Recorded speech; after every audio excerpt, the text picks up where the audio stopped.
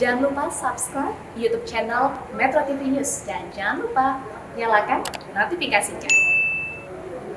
Presiden Joko Widodo ini telah mengakhiri rangkaian kunjungan kerja ke Amerika Serikat selama 5 hari. Banyak yang berharap kunjungan tersebut berbuah manis dan berdampak positif bagi Indonesia. Apa saja oleh-oleh dari lawatan Presiden ke Amerika Serikat? Kita tanyakan langsung ke Menteri Luar Negeri Retno Marsudi. Selamat pagi Bu Retno, terima kasih sudah bergabung di Selamat Pagi Indonesia. Bu Retno, selama kunjungan kerja kemarin, Presiden ini kan banyak bertemu dengan tokoh-tokoh penting. Nah, hal apa Bu yang paling menjadi fokus pembicaraan selama kunjungan kerja? Terima kasih Pak Fadil, semoga sehat selalu. Jadi intinya kunjungan Presiden pertama ke Amerika Serikat dalam rangka menghadiri ASEAN US Special Summit bersama dengan para leaders ASEAN yang lainnya. Nah, apa yang menarik dari atau apa hasil yang menarik dari ASEAN US Special Summit ini? Pertama adalah adanya kesepakatan secara prinsip ASEAN dan US untuk meningkatkan kemitraan, level dari kemitraan dari strategic partnership menjadi strategic comprehensive partnership. Yang kedua, Amerika Serikat telah memutuskan untuk menunjuk Duta Besar Amerika Serikat untuk ASEAN yang sudah kosong selama 4 tahun belakangan ini. Dan ini tentunya menunjukkan komitmen Amerika Serikat untuk memperkuat kerjasama dengan ASEAN.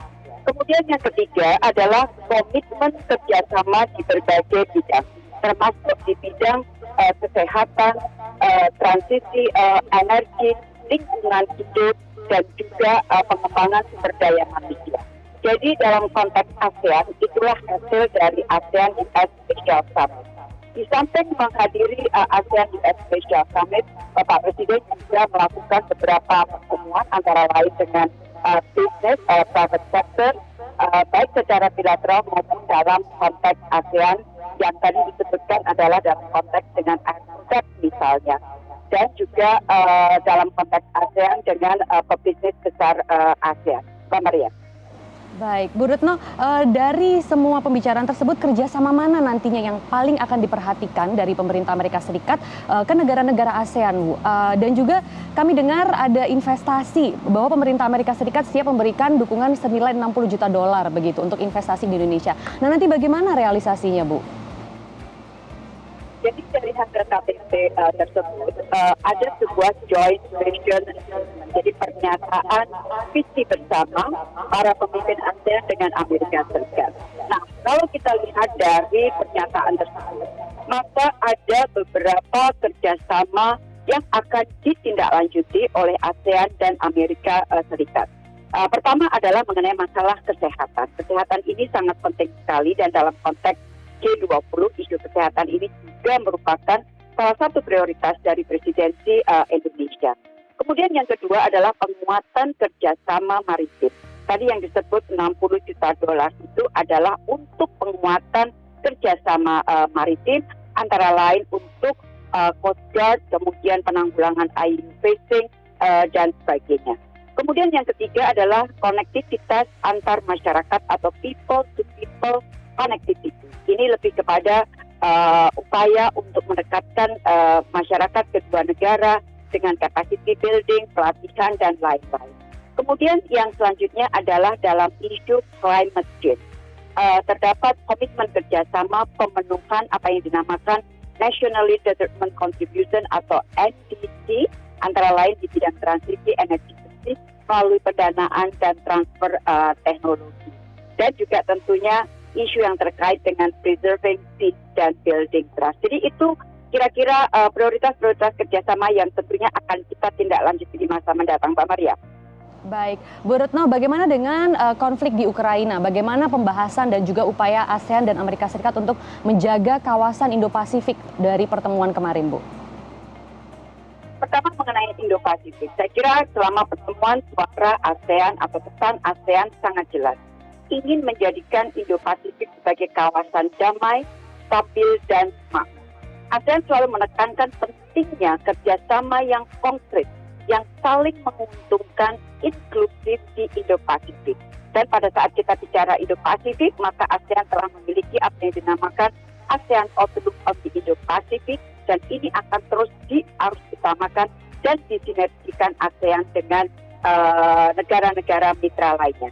Kemudian mengenai Ukraina, memang diskusi mengenai Ukraina cukup banyak, terutama pada saat pertemuan antara pemimpin ASEAN dengan Kongres. Dan ASEAN sangat jelas, Amerika juga sangat jelas mengenai penekanan pentingnya menghormati territorial integrity dan kedaulatan satu negara oleh negara lain secara konsisten. Dan ASEAN menyuarakan pentingnya penghentian kekerasan dan pentingnya situasi yang mendukung upaya penyelesaian secara damai. Amerika dan ASEAN mendukung upaya Sekjen PBB untuk mencari penyelesaian secara damai dan pentingnya bantuan kemanusiaan serta proteksi warga sipil. Mbak Maria. Baik, Bu Retno, bagaimana juga dengan sengketa Laut Cina Selatan begitu atau illegal fishing? Apakah dibahas juga, Bu, dalam pertemuannya? Situasi di Laut Cina Selatan dibahas di dalam pertemuan. Tapi sekali lagi pada saat kita bicara mengenai Laut Cina Selatan, posisi ASEAN sudah sangat jelas. Pertama, ingin menjadikan Laut Cina Selatan sebagai laut yang damai, stabil, dan dapat mendukung kemakmuran kawasan. Yang kedua, apapun yang terjadi atau pengelolaan Laut Cina Selatan harus didasarkan pada UNCLOS 1982 dan hukum internasional. Sehingga posisi ASEAN mengenai Laut Cina Selatan sangat jelas, Mbak Maria. Oke. Bu Retno, bagaimana juga dengan undangan langsung begitu Presiden Joko Widodo untuk G20? Bagaimana respon Joe Biden, Bu, ketika diundang langsung oleh Presiden Jokowi? Jadi Bapak Presiden secara langsung atau menggunakan kesempatan pada saat bicara berdua dengan Presiden Biden untuk menyampaikan mengenai undangan kepada Presiden Biden untuk menghadiri KTT G20. Sebenarnya undangan sudah sudah disampaikan pada 22 Februari, tapi sudah menyampaikan kembali secara lisan. Pada level saya, pada saat saya melakukan pertemuan bilateral dengan Secretary Blinken, karena para Menteri Luar Negeri G20 juga akan melakukan pertemuan di Bali bulan Juli, saya juga sampaikan undangan langsung kepada beliau, dan Secretary Blinken menanggapi sejauh ini secara positif, Mbak Maria. Tentunya sekali lagi kita masih punya waktu sampai bulan Desember KTT.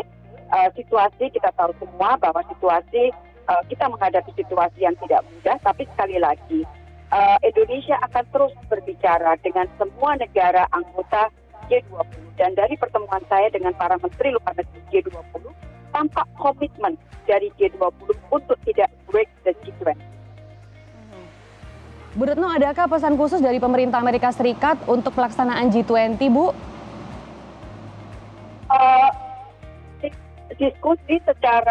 Diskusi dalam KTT ASEAN US kemarin tentunya dalam konteks ASEAN dan US, sehingga masalah G20 tidak dibahas di dalam KTT ASEAN Amerika Serikat ini, Pak Maria. Baik, Bu Retno, menutup rangkaian lawatan begitu ya dengan menyampaikan duka cita langsung ke Presiden UEA Mohammed bin Zayed. Nah, bagaimana, Bu, kedekatan Presiden Jokowi dengan Presiden UEA yang baru ini? Kita lihat, Mbak Maria, bahwa hubungan antara Indonesia dengan PEA, ya, Persatuan Emirat Arab, sangat intensif pada tahun-tahun belakangan ini. Jadi hubungan yang baik ini tidak hanya pada hubungan antar pemerintah, antar negara, tetapi kita melihat juga hubungan yang baik pada tingkat politik. Dan pada saat Bapak Presiden tinggal dan melayat di Abu Dhabi, kemudian diterima penuh oleh MBZ. Tidak hanya bersalaman, namun beliau juga berdua sempat berbicara cukup lama. Dan tentunya PEA menyampaikan sangat mengapresiasi kunjungan dan layatan Bapak Presiden ini, Mbak Maria. Baik, Menteri Luar Negeri Retno Marsudi, terima kasih, Bu, sudah bergabung dan memberikan informasi di Selamat Pagi Indonesia kali ini. Semoga kerjasamanya berjalan dengan lancar. Terima kasih, Bu.